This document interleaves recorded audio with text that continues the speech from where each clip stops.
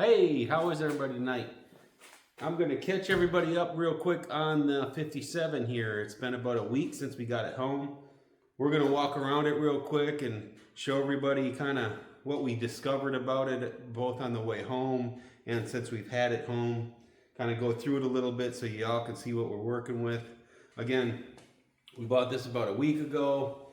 If y'all remember, we know we have an issue with the transmission. More than likely the second gear synchro is out.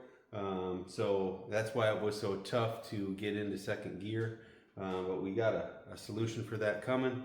But I just want to walk through and kind of show everybody what we found with the car since we've had it home, some of the issues with it, and some of the things that we're going to need to fix on it, and some encouraging things about it since we've got it home. So anyway, we'll get started here.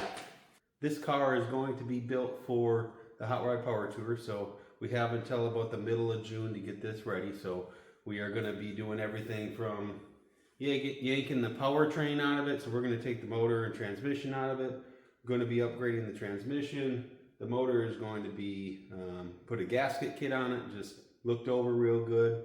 We are going to paint the motor the new body color. So the whole car, we're going to be doing the body work on the whole car. It's going to be a very deep maroon color, so it's going to be absolutely gorgeous. Most 57s are red, so I'm glad that we were able to paint this one something other than red. Not that there's anything wrong with red, but when you see a 57, most of them are red, so it'd be good to see one in a really deep, dark maroon, almost black, and the shade, the color we're going almost looks black, so it's going to be a gorgeous car. But then we're going to color match the engine block to the body, doing some other things as far as cleaning up the look of the motor. It looks kind of, I don't know, hot rodish right now. It's a classy car. We're gonna make the motor classy, make the motor look like it should look on a classy car with all the chrome and all the trim like the 57. But I'll walk you through and kind of show you some of the things that we found. So a couple things here. We got wire ties here. So some really great work done at some point in the life of this car. Tell them I think this is going to the starter. You got it snapped together really, really poorly. This was a hot wire just laying here open. I put some tape on it. There's another one actually somewhere here that we found, a thicker one. Oh yeah, it's down over there, taped against the inner fender well there. But anyway, this is all more than likely original wire harness on this car. We can check that real quick. But more than likely, this has got the original harness on it. Let me grab a light real quick. See what we got.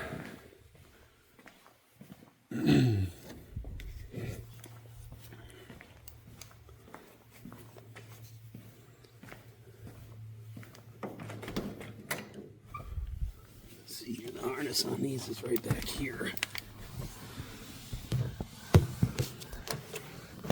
Oh yeah. I don't know if you guys can see that.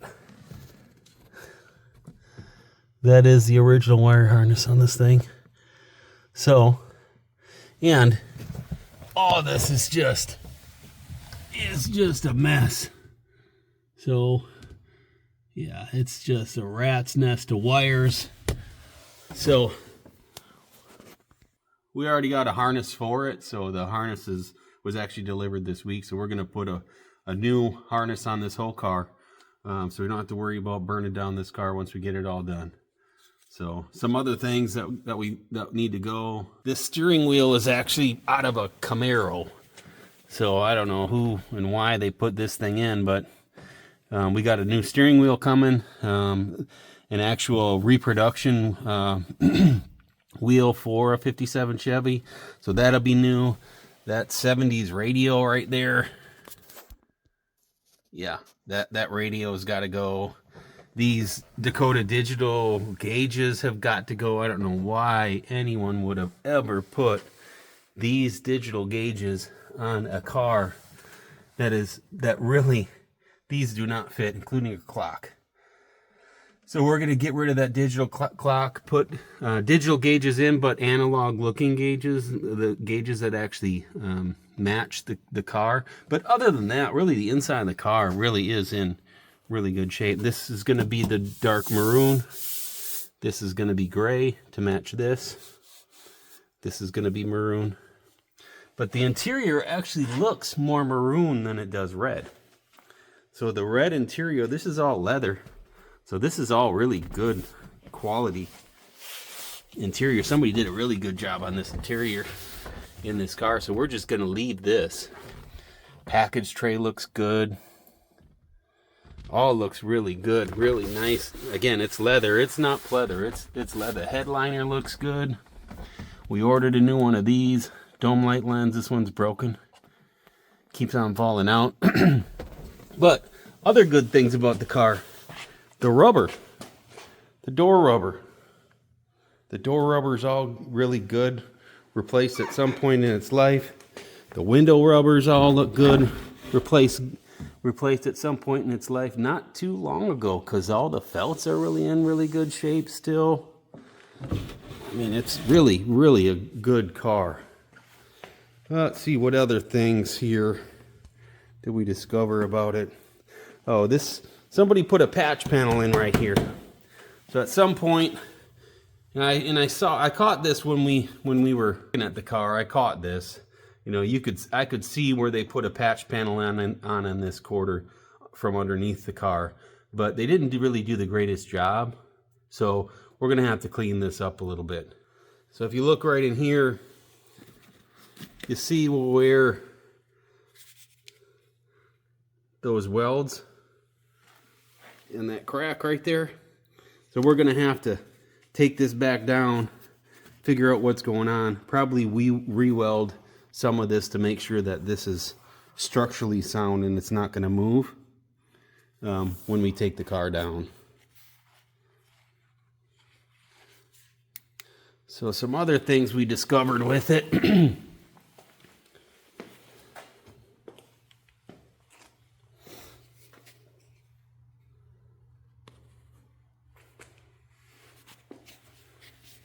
So another thing, another telltale sign that somebody put a quarter on here. You see how thick this is right here. All this was supposed to be from the factory covered by this trim. So somebody definitely has this a little fat through here. So we're gonna have to figure out what's going on there. And you can see some of the cracking, you know. So, I mean, the car's good driver quality right now. It's gonna need some love. So again, we're gonna take this completely down, paint, and I'll show you the difference between the sides. You see how thick this is on this side where they put this quarter on, where it actually sticks out past this. See that? And on this side, if you look, they did not put a quarter on this side. At least it doesn't appear that they put a quarter on this side. So if you look at this side, you see how everything tucks back in there flush? There's nothing sticking out over the edge. So either this one's just tweaked down and shaped down how it needs to be. And it didn't appear that they put a quarter on this, but it was hard to tell from underneath the car. I didn't see where they put a quarter on this side. Or a patch panel, actually. So like on this side, they probably should have brought this in a little bit, or maybe this is a little fat through here. You can kind of see a crack in through here. So we're gonna have to take all this off and figure out what's going on when we do the body work on this car. But I mean, it's a super solid car. Underside, the doors are in really good shape. I mean, for what it is, if you look, just a little bit of rust, nothing bad at all. Really good shape. So a really good driver quality right now car.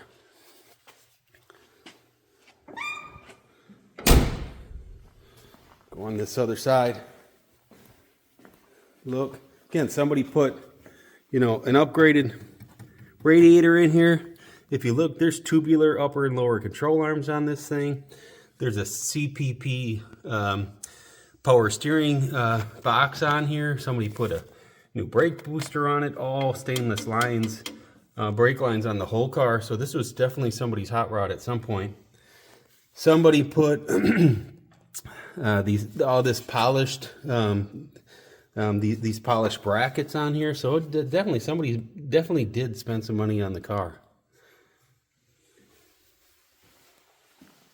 Oh, the trim is just beautiful on this car. We're probably not going to run these. What I'm going to do is there's the data plate right there for the car. And you can see it's covered up. So when I pull the motor, I am going to pull that data plate off and probably sandblast it and try and figure out, you know, what actually is, what is the car? What was it? But we'll get that data plate off and take a look at it. More than likely, I'm going to pull a valve cover off here in a minute. More than likely, there's a reason it has these tall valve covers on it. But the valve covers on this are actually hitting the firewall. If you look on this side back there, they actually hit the firewall. Same thing on the other side. You know, back in the day, this probably had like a 283 or something in it. Short valve covers, you know, it's hitting back there too. So these tall valve covers are actually too tall for the cutout in the firewall on this 57. The distributor is actually hitting the firewall as well. So when we get the motor out, we're probably going to have to do something to that firewall just so that distributor fits clear and the valve covers fit clear.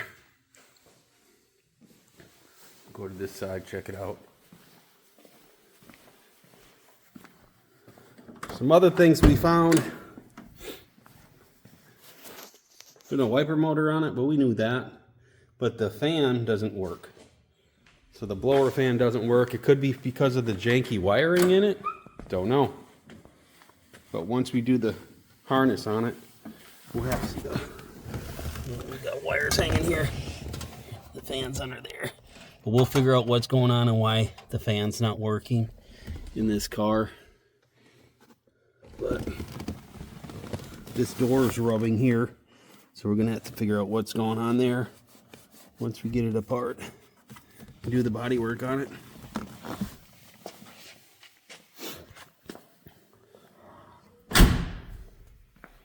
But I'm curious to see what's underneath one of those valve covers to see, you know, hey, what we got underneath there. Is it really, you know, a built motor? You know, we should be able to tell something just by pulling the darn valve cover off and just looking at the valve train on it. But I'll pull one off quick and we'll see how it looks under there.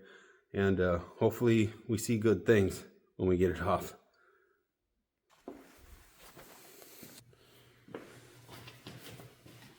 Pull these off.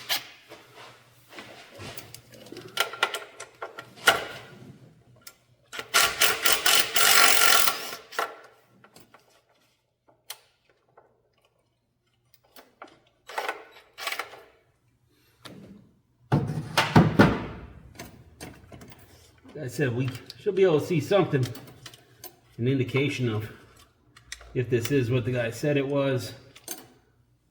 You know, if it's got a regular rocker on it, well, yeah, probably not. It's probably not what he said, but let's see what we got here. It's gonna definitely need a gasket kit for sure.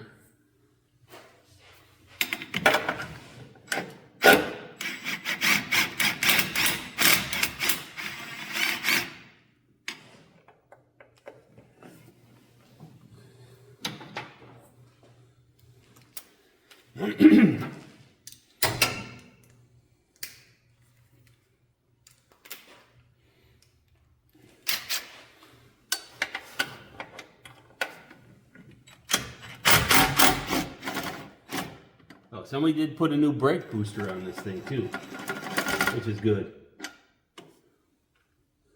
So again, somebody spent some money on this thing for sure.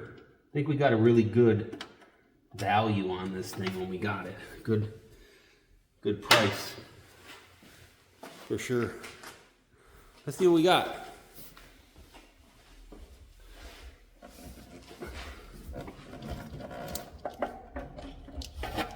There ain't a whole lot of room here.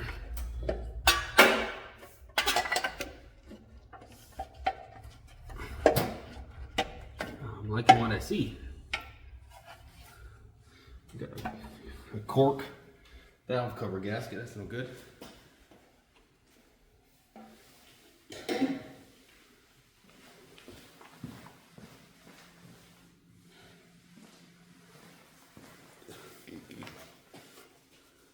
Oh yeah. Yeah, that's what we want to see right there. That's definitely what we want to see. So if you look, we got roller rockers in this thing. Let me just zoom back out here and bring in manually. So definitely good news. We got roller rockers on it, guides. Really, really good news. It looks clean. Yeah, we got a little trash in there, it looks like. Yeah, nothing major. Oh, looks good. Looks really good. Wear looks okay. Yeah. Yeah. That's good to see, for sure. Again, we were looking for something from a drivetrain perspective was solid. So from the standpoint of what we needed to do the car, or the standpoint of what we needed to do to the car, it was mainly cosmetic is what we wanted. Again, we got an issue with the transmission on this one. Not that big a deal, but we wanted the drivetrain to be solid so that we could focus just mainly on cleaning up the body, getting it straight, doing the body work on it, and then painting it, and then putting it back together. Just mainly cosmetic stuff is what we were looking for. So we were looking for a 57 Chevy that, just like this one, it looks like we got what we were looking for so far. So again, it's going to show all its sins, and we're going to find all the issues with it as we tear it down. But right now, the way it's looking is we got what we were looking for in a 57 Chevy. So, but we'll go back in here. I'll show you some other things that we're going to have to solve. Is this header is actually hitting this steering box. So you can see the flat spot right here, right there where it's flat. So they more than likely bashed that with a hammer to fit that beside there. So we're going to have to try and find some headers that will clear this box somehow. So I don't know if we got to reach out to CPP and see if they make a header that's designed for the 57 that'll fit in here, and that's probably more than likely why it's all wrapped. Well, yeah, I don't know. It's probably a heat thing too. Oh yeah, it's definitely bashed. You can feel the bash marks in it. So we'll have to solve that and change these wires out and probably put some ceramic ended. They make a wire that has a ceramic end, so you don't have to worry about burning them. But we'll put some wires on it with ceramic ends on it. But anyway, I'm encouraged with this thing. So far looking really good. Then we found an issue with the fan. Again, it's got a mechanical fan on it, no shroud. But on the way home, this wasn't bolted down. And because of the wind pushing on it, the fan actually hit the manual fan, and it hit one of the wires. You see that? Hit one of the wires. So, and you can see it went to ground, burnt through right up here. So I just snipped that up there. So anyway, again, we're going to put a harness on this thing anyway.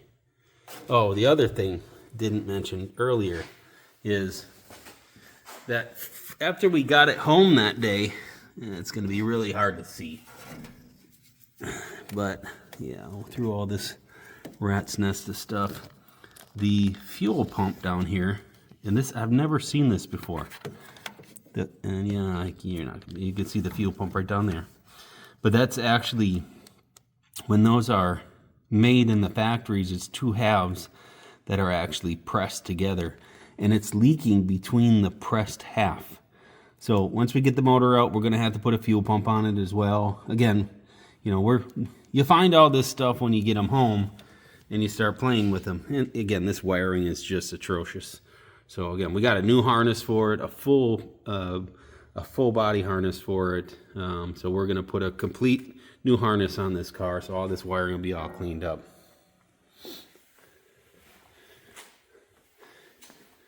Other things too that I know I don't know if everyone caught in the first video, but this has got a 4.9-inch rear end in it. So really, you can't get any better than a 4.9-inch. And this, we were told, was custom built for this car. So good deal, I guess. It's what you want, I guess. So anyway, we got a plan for the transmission. I don't want to let the cat out of the bag yet, but we got something pretty cool going on with the transmission, an upgrade for sure. That is really gonna be good for this car. All right, again, I just want to thank everybody for watching this video. Again, this was our best video so far, and I don't know if it's the 57, more than likely, because I don't think we're any more entertaining than we were. I'm sure it's just the car. But a lot of interest in this car, so I wanted to do a quick update, tell everybody a little bit what we discovered so far, so everybody can kind of see where we're at with the car. And I got one vehicle in the shop right now I need to finish. That's a customer vehicle. Once we're done with that, we're going to jump right on this thing and start getting to work. I'm going to start probably with the harness, get the new wire harness on it. Some other things we found too that I didn't mention earlier is, the blinkers, the gear for the blinkers, or the mechanism for the blinkers is wore out, so the blinkers stay on or stay off. There really is no, they're either on or off. You can play with them and it's wore out. So we'll do a harness, we'll fix the blinkers, we'll change the steering wheel, put the new gauge cluster in, the new clock in, figure out what's going on with that heater, run a wire for the wiper motor, because there is a conversion kit that converts these to 12 volt from, I think they ran off vacuum in these from the factory. I'm not sure, but I think they ran off vacuum. But anyway, we'll run a wire up here so when we do get a new motor for the wipers, that it works. Then we're gonna, once we're done with that, and the car's running again, we'll take the front clip off of it, and once it clips off it, we pull the motor, pull the transmission, clean up that engine, put color match the engine, probably gasket the engine, I would guess. You can see it's got some leaks here and there. More than likely, we just took that valve cover off. And it's got the cork gaskets on it, so you really don't want cork gaskets on anything anymore. There's steel gaskets with rubber that are encased, where the steel's encased with rubber. You can take them on, take them off 1,000 times. You never got to worry about them leaking. So we'll probably, if this is a cork gasket, more than likely the oil pan's a cork gasket. So we'll clean all that stuff up and put the upgraded gaskets in it, the new more modern gasket kit in it while we got it out. Paint the block, matched to the car. We got some really nice aluminum finned valve covers and an air cleaner coming, where I'm actually going to paint the valve covers and the air cleaner the same color as the body, but I'm going to polish the fins. So it'll just basically just be the fins that are in maybe in aluminum. So that's going to really kind of sharpen up the engine bay and the engine of the car, going from more like the hot roddy kind of look that it is, getting it kind of more classy, what should be in a 57. But then from there, once we got the front clip off, the engine out, paint this firewall, then wheel it in the booth, start doing body work on it and seeing what we got there and getting it ready for paint. Once paint's done, just get it all back together. But ought to be a good time and a fun project. Glad to see all the interest in the car. I know my dad is super excited about the build. We've been texting more in the last 2 weeks than we probably have in the last 2 years because of the car and how excited he is about getting it done and getting it together. So anyway, thanks for watching. Please like and subscribe. Thanks for watching. We'll see you.